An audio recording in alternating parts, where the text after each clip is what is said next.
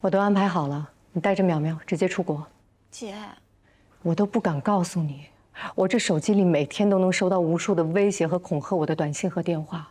OK， 威胁我、恐吓我，我不怕，但是我怕他们对淼淼动手。那你带淼淼走啊？不讨论，就按我说的办。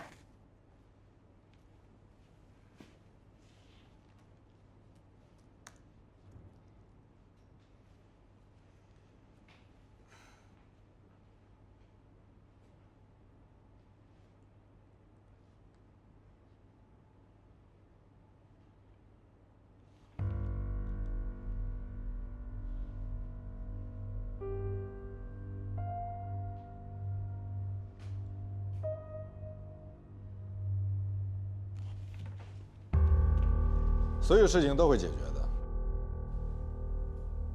我等一下打给你。你怎么了？自己看。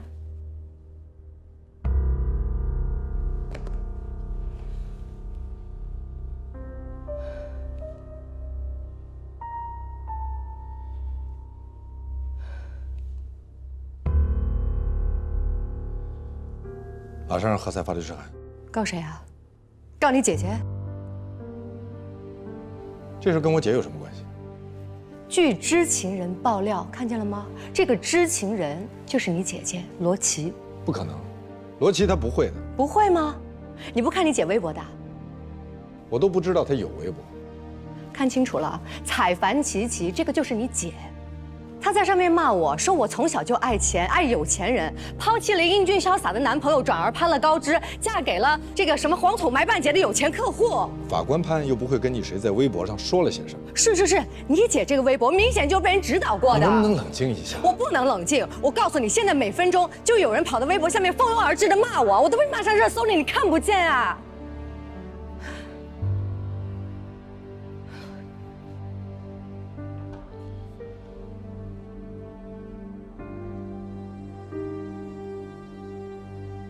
在所有的事情搞清楚之前，请你能不能先冷静地跟我说话？战斗已经打下，敌人用了最卑劣、最无耻的手段，我们要以牙还牙，以眼还眼。他们这是诽谤啊！我一定要告到他家破人亡。不什么意思？不，就是因为采樊琪琪是罗琦，也就是罗宾律师的姐姐。罗宾，你不能因为她是你的姐姐你就护短啊！你现在要做的是大义灭亲，不要上当。 不要乱了手脚，好吗？我们要清楚我们现在自己的首要任务是什么，到底是要告孙超越还是采樊琪琪？这两者不矛盾。那好，如果我们先告采樊琪琪，那么所有人的眼光都会被吸引到这段梦断豪门上。更关键的是，采樊琪琪用的是春秋笔法，说的是自己的亲身经历，很难构成诽谤。他这是在侮辱我。不。罗宾说的这个有道理，你现在一怒，等于是我们改变了斗争方向，但是我们目前的形势和任务是要先干翻孙超越。你现在要做的是唾面自干啊，就是即使别人往你脸上啐唾沫，你被炒了，你不擦它啊，依然被炒了。什么我就被炒了？听不懂？你被炒了。哀兵必胜，你也可以发一个微博。我凭什么呀？ 我不会期期哀哀，用不着期期哀哀，就实事求是。第一，你丈夫生病期间，你的小叔子隔离了你跟你的丈夫，让你见不到他。第二，你的小叔子让你签了一个委托看病的协议，正是这个协议，你的小叔子在医生反复提示危险的情况下，仍然一意孤行让他转院，并且在转院的过程当中导致他去世。第三，你小叔子在你毫不知情的情况下转移了你丈夫所有的财产。第四。 这个遗嘱不具备法律效力，不代表你丈夫的真实意愿。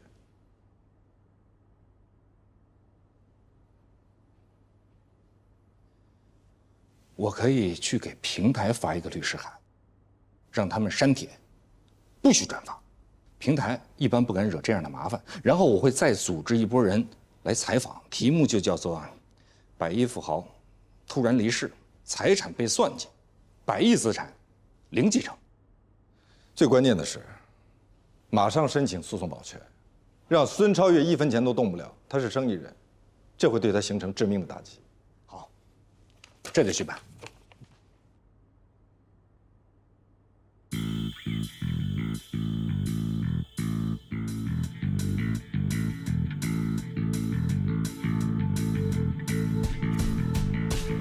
全体注意！你们所有人啊，我不用再跟你们重申，法律文书和出庭同等重要。我现在需要你们一起来做一项辅庭工作啊！很快我会给你们一批账号，你们要做几方面的工作。第一，到各大银行的柜员机上查到这个账户的姓名，拍照并打印。第二，通过电话和网络查到这个账号的开户行，具体到支行。第三，给我做出账号清单。以后凡是遇到重大疑难还有复杂的案例，必须开会讨论。这样案件的代理情况，不光体现了经办律师的个人水平，而且还体现了我们律所全体的集体智慧，同时也避免了经办律师由于个人原因导致的案件受理受到了影响。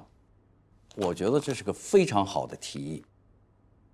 案件是谁办理的？是律师，律师也是人，人就会受到情绪的波动，造成情绪波动的影响有很多方面，比如个人家庭、个人的身体健康状况等等等等。我怎么觉得这个提议针对性很强啊？啊，不，何塞，你经手的案子确实符合这几个条件，但是现在罗宾手里类似的案子非常多，不是针对你。但是要从我开始，对吧？你总是这么一语中的。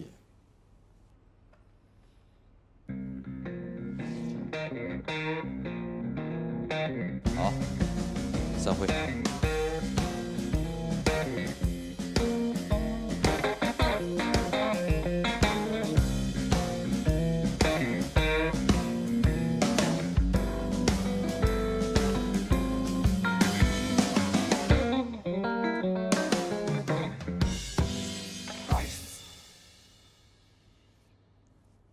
罗宾他这是针对我，他这是在帮你，帮我，他是要插手我的案子。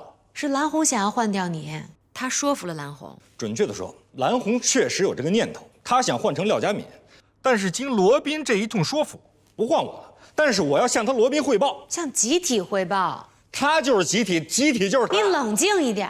我冷静不了，他当着那么多人的面，他打了我的脸，他打完了，你让我冷静。不是你说的吗？脱面自干，怎么现在人家还没脱你的面呢？你就已经气成这样，腾云驾雾了？